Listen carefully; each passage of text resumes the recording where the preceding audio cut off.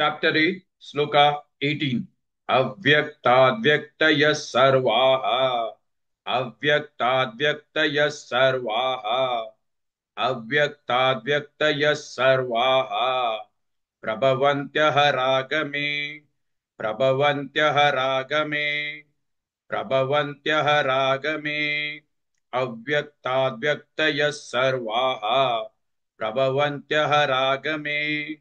अव्यक्ताद्व्यक्तयः सर्वाः प्रभवन्त्यः रागमे अव्यक्ताद्व्यक्तयः सर्वाः प्रभवन्त्यः रागमे अव्यक्ताद्व्यक्तयः सर्वाः प्रभवन्त्यः रागमे अव्यक्ताद्व्यक्तयः सर्वाः प्रभवन्त्यः रागमे रात्र्यागमे प्रलीयन्ते रात्र्यागमे प्रलीयन्ते रात्र्यागमे प्रलीयन्ते तत्रैवाव्यक्तसंज्ञके तत्रैवाव्यक्तसंज्ञके तत्रैवाव्यक्तसंज्ञके रात्र्यागमे प्रलीयन्ते तत्रैवाव्यक्तसंज्ञके रात्र्यागमे प्रलीयन्ते तत्रैवाव्यक्तसंज्ञके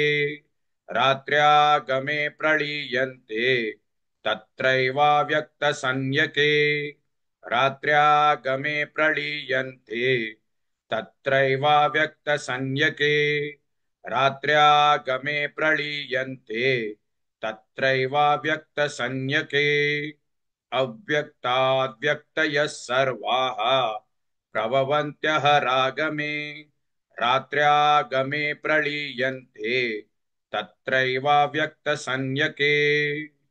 Please like and share this video because you could be instrumental in helping someone around the world recite the Srimad Bhagavad Gita, thereby helping them to have a life of unending opulence, victory and prosperity.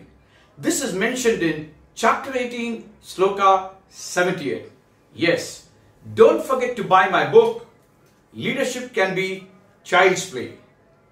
Namaste.